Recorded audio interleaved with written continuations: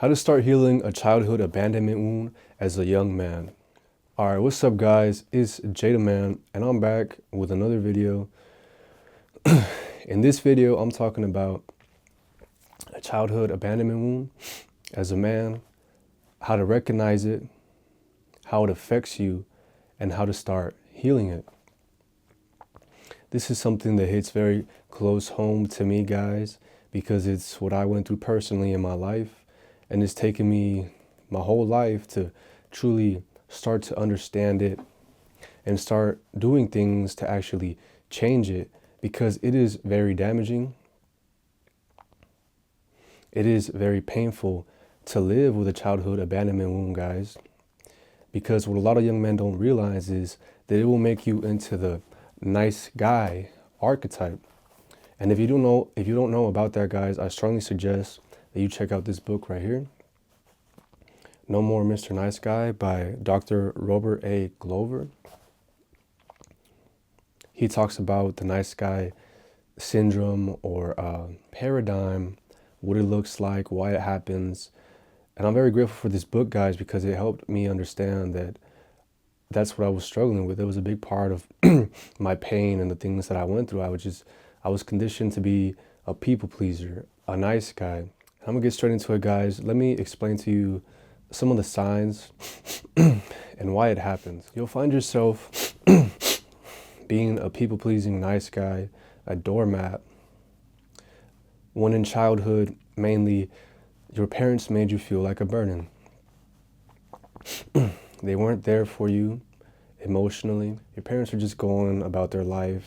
Sure, you're living under the same roof, but you're not truly loved. You're not loved, you're not cherished, you're not poured into. It's more of just being tolerated, being dismissed all the time, not truly being guided and encouraged how you should as a child.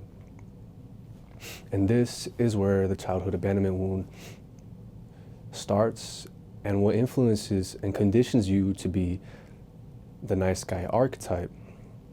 Now let me get into what this looks like. The nice guy feels an extreme amount of shame, needs and wants. He doesn't even know what that is. He's not aware of his own needs and wants because he's been dismissed and invalidated his whole childhood. He believes that he just has to be good. He has to hide his needs and his wants. He believes he just has to be good, and hopefully, if he's good enough, he'll get his needs met. But deep down inside, he feels a great shame. He won't know how to stand up for himself. You'll find that he'll try to fill this deep hole that you feel within with validation, especially from women. You'll go about relationships in an ineffective, actually manipulative way, because the nice guy is actually kind of a manipulator, guys. The nice guy is nice not because he wants to be. He's doing it because he's hoping he can get his needs met. He's being nice to that girl because he just wants to get laid. He doesn't know how to be upfront about his needs and his wants, so he resorts to what this book describes pretty well and puts it in an understandable way: covert contracts. And that's kind of like, all right, I'm gonna be nice to you only in hopes that I can get my needs met, only in hopes that I could get laid at the end of the day. And that's not being actually nice, guys. That's actually manipulative in nature. And when the nice guy doesn't get what he wants, he'll get passive aggressive. When the nice guy is disrespected, he'll feel it within his body, but he won't know what to do with it.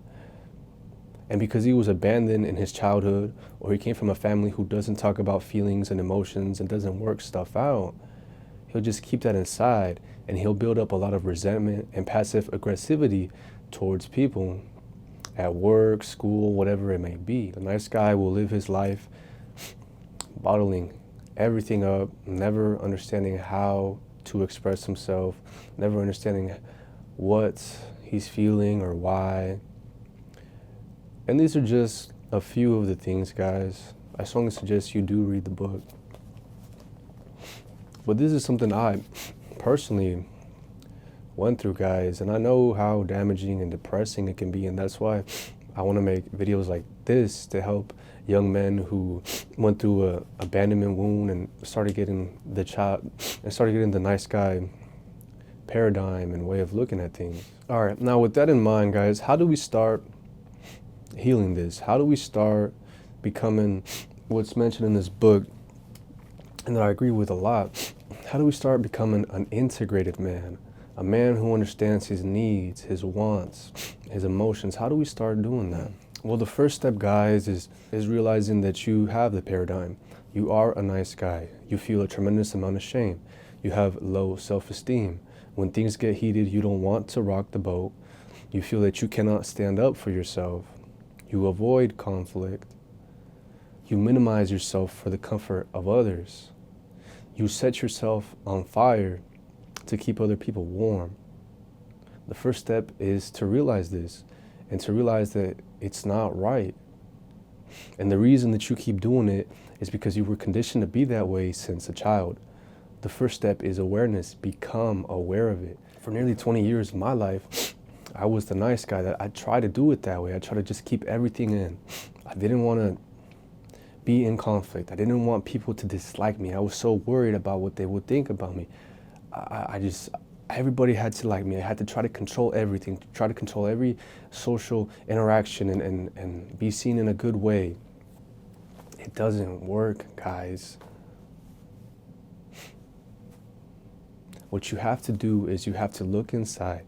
You have to realize this, and you have to realize that you have needs, you have wants, and you have to be able to set limits and boundaries.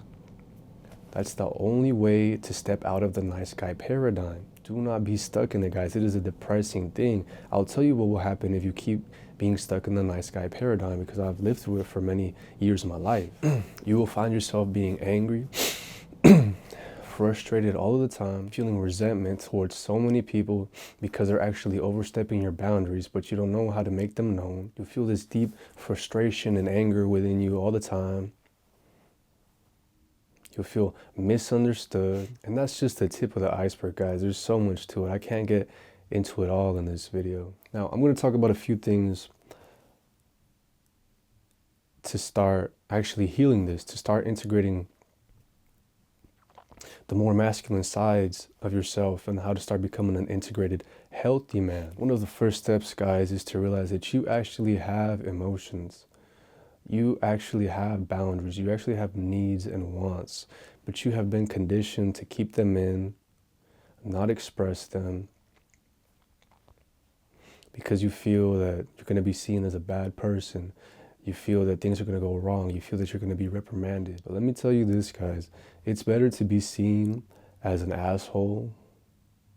It's better to be an asshole than it is to be a nice guy. Because someone who's considered an asshole, and it's not that you're trying to be an asshole on purpose, guys, but someone who's kind of seen as an asshole most of the time, in my opinion, is somebody who, they say what they want.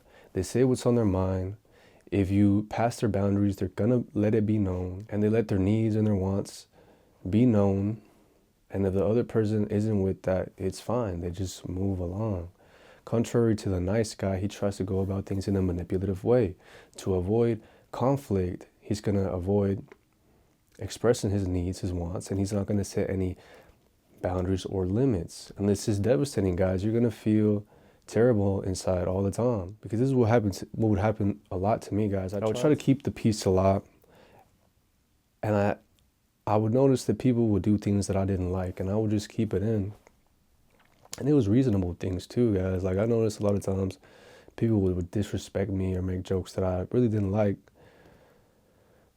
and I wasn't making jokes about them in that way, so there's really no reason for them to say it. And instead of confronting them and being like, hey, don't be making jokes about me like that. I see it as disrespectful and I don't like it. It's that simple, guys. That's all you have to say. But there's something inside of you that convinces you that, no, like, what are you doing? Instead of saying that, a lot of times I would keep it in. I would keep it in. And resentment would build inside of me. Anger, frustration would build inside of me.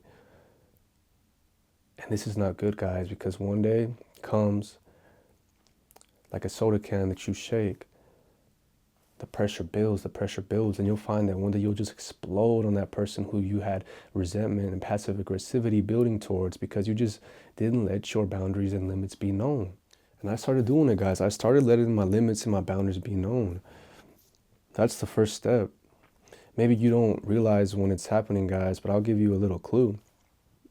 I tend to feel things in a more intense kind of way, guys, because I got PTSD, ADHD diagnosed and stuff like that. But a little hint that I get when somebody's passing my boundaries, like somebody could be like saying something that I find disrespectful or like that I feel is out of pocket. Well, what happened to me is I feel like this like intense sensation within my body. It's like close to my stomach and stuff. And subconsciously, your body will give you these hints, guys. You just have to get more used to being in the present moment, not distract yourself as much with cheap dopamine. But I would get this intense feeling in my body, and that was my body telling me, hey, like this dude is crossing your limits. This dude is going over your boundaries. Like, please do something about it. Like I don't like it. But before I was aware of this, guys, before I did inner work, I wouldn't do anything. And that feeling would just be with me all day, all day. Look for the hints, guys. The way to start becoming an integrated man and healing this is look for the hints. When somebody says something you don't like or passes your boundaries, tell them, guys. You don't have to tell them in a rude way. It's as simple as saying like, hey, I haven't even known you that long. Why are you joking about me in this type of way? Honestly, I took that in a disrespectful way, so could you please stop? It's that simple, guys. And you'll find that most of the times you just overthink it. You think that they're going to go in a rage and try to fight you or something. But no, most of the times, and I say this from experience, guys, they'll look at you and you'll be like, oh, my bad, like I didn't know. Because you got to realize, guys, there's a lot of people that are used to that. There's a lot of people that are used to people not having boundaries, taking their disrespectful jokes. What I realize is, guys, a lot of people, they make jokes on you, they pick fun at you, but honestly what it is disrespect disguised as a joke. And they have the audacity to look you in the face and laugh and be like, haha, that was pretty funny, right? Like, no, that's something I started cutting down on, guys. Because people who I didn't even know like that were doing that to me. I said, no, dude, don't be joking around with me like that. I don't even know you like that. Actually, what you said, I feel was disrespectful, so don't even do that, dude, or we're going to have problems. Like, I started saying stuff like that, guys. And the first time I did it, like, I was in my head about it a lot because somebody said something to me, like, very disrespectful. And I got that feeling in my body, guys, and I was like, fuck. Like, I just that feeling wouldn't leave me. And it was at that point I knew something had to change. And I decided that I was done. I was done being a nice guy. If somebody passed my boundaries, I was going to let them know. And if it resulted in them bursting out in anger or wanting to fight me, so be it. That's the type of mindset you got to have, guys. Don't be putting up with people's bullshit. Don't let people be assholes to you.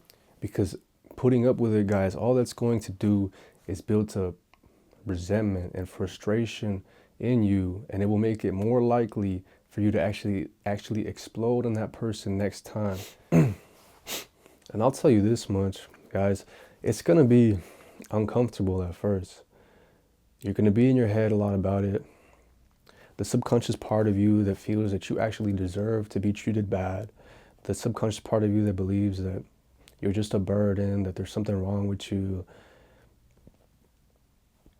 the subconscious part of you that was emotionally abandoned by your parents, it's going to protest a lot, guys. It's going to convince you that, no, dude, like, what are you doing? Like, just keep it in like always. Like, just, don't say nothing, dude, don't say nothing. Like, what if they dislike you? What if this happens? What if that happens? What if this? It's going to be constantly running in your head, but it's the only way through it, guys. You have to face that. You have to face that shame. You have to face that guilt, and you have to realize that you are worthy, you are enough,